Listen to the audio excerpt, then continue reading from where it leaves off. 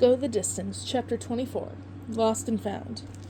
Meg inhaled sharply. She didn't want to scare the girl away. I know your sister. Is she here? She's sitting right over there. Katarina! Layla called and skipped a few feet away to approach a woman sitting quietly with her legs outstretched and her head facing the warm sun. Katarina. Meg paused.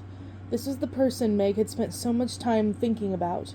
First, in anger and bitterness, watching her and Agius's love story in Hades' fire. Then, as the object of this quest, learning more about a woman who was not all that different from herself. Someone who seemed to have been caught in the crossfire of the gods' affairs. It was strange to finally see her in the flesh, so to speak, sitting and drumming her fingers casually against her leg. She had hair the color of wheat and skin as pale as the sand. Her eyes, Meg noticed, were deep brown, and there was no mistaking that distinct round nose. The baby had one just like it. As she drew closer, Meg could hear Katarina was humming Agius's song. She took a deep breath. This was it. This woman is looking for you, Layla said, bounding ahead. She was playing that song you like to hum. Layla, the woman warned, giving Meg an apologetic look. Layla turned to Meg. Sorry, I meant to say, what's your name? Are you new here? My sister says we should always help new souls. The woman smiled, the corners of her mouth producing dimples on both cheeks. Cassia had them too. Much better. My name is Meg. She looked at the woman again, unsure how to explain everything sufficiently. The faster she could impress upon Katarina that she was her ticket out of here, the better. I'm looking for Katarina Dimas. Is that you? I'm Katarina. Katarina's smile faded slightly. She sat up on her elbow and stared at her. But my last name is Akos. Your maiden name was Akos, right? Maiden? Katarina looked confused. Oh, I'm not married. Katarina, Layla admonished, giggling. That's not true. When you arrived, you said your new last name was Dimas, remember? Did I? I don't remember. Katarina reached for the child's hand and smiled up at her. All I know is that I belong with you. Layla leaned over and nestled into her sister's shoulder. Katarina looked up at Meg again and shook her head. I'm sorry, I'm so distracted. Forgive me. Do we know one another? That's a complicated question, Meg admitted, and it's not one I have time to explain in too much detail, unfortunately. She eyed Layla. Do you think we could talk in private? It's important.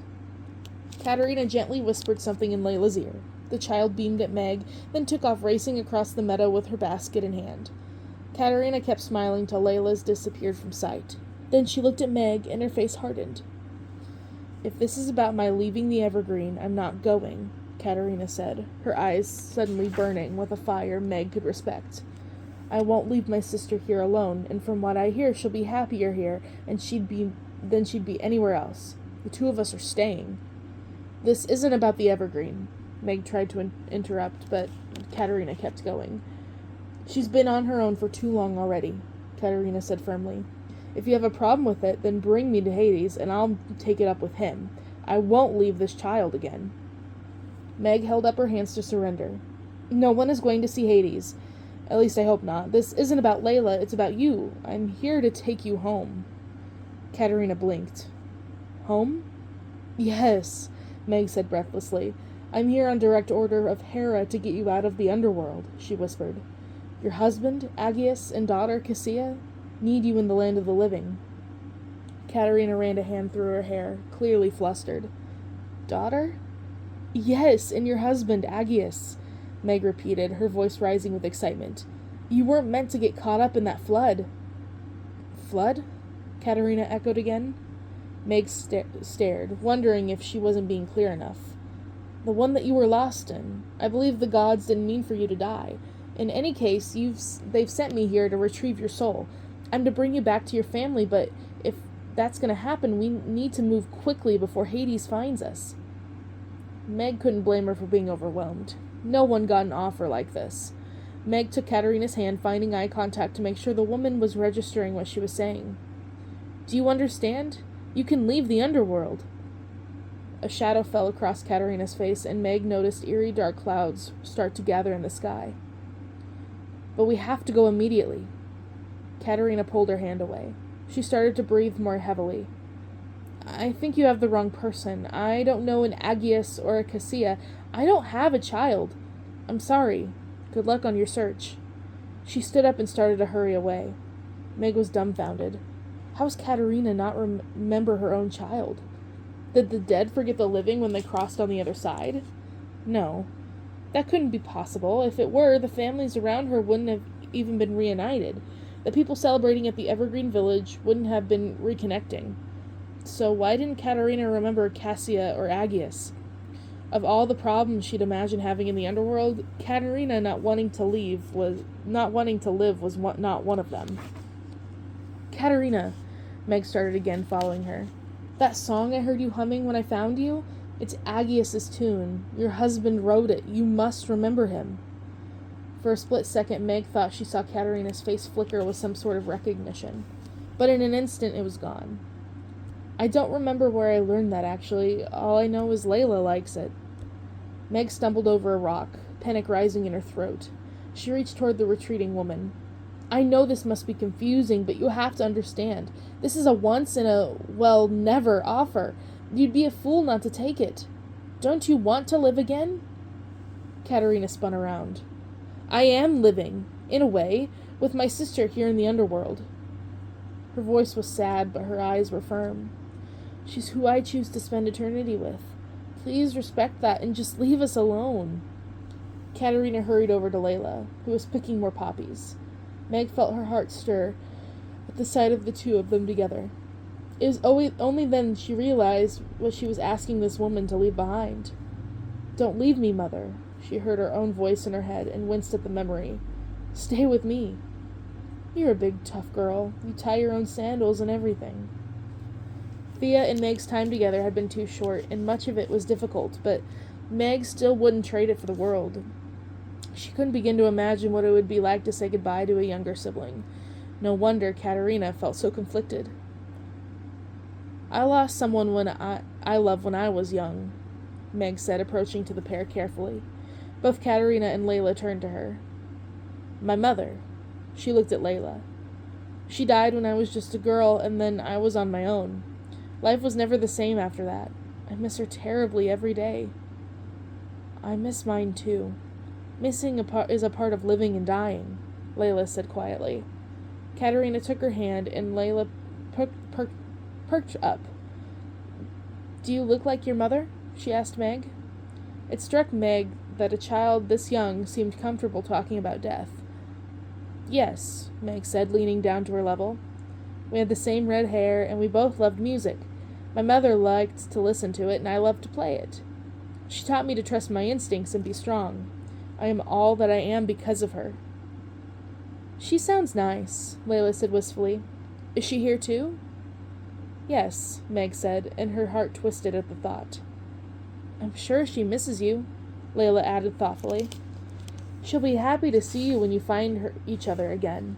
And in the meantime, I'm sure she's okay. We're okay here, you know. Thank you, Meg gave her a soft smile. What an extraordinary child Layla was. She wondered if it was an effect of being in the underworld so long, or if that was just who she had always been. She looked up at Katarina. My mother had a tough life, and raising a child on her own was difficult. I'm sure if she had the chance to be a mother again, she'd wish things were different. Katarina said nothing. Meg smiled at Layla. Even now, though that we're apart, I carry her with me. Meg looked at Katarina and repeated the words Agius told her Katarina favored. Someone once told me we imprint the lost on our hearts. Something flashed across Katarina's face again. It quickly disappeared.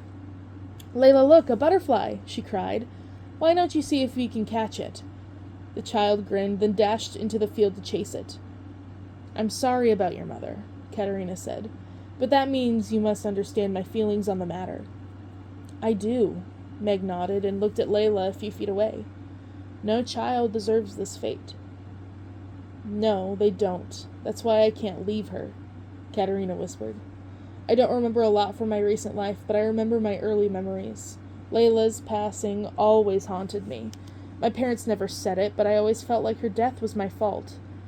She closed her eyes, and Meg saw her pink lips start to tremble. I turned my head for a moment at her bedside, and then she was gone. She covered her face with her hands. Meg put her arm on Katarina's. Aggius told me that Layla was very ill. There's nothing you could have done to save her. She paused. But you do still have a chance to be there for Cassia. Katarina opened her eyes and looked at her curiously. Your daughter, the one you had with Aggius. Meg tried again. I've seen her, and she's a wonderful baby. She has the same color hair as you and dimples in her cheeks. Katarina seemed to be concentrating on something. Maybe even a memory the corners of her mind wouldn't let her reach. Finally, she shook her head. I'm sorry, I know I would remember my own child's name. Meg furrowed her brow.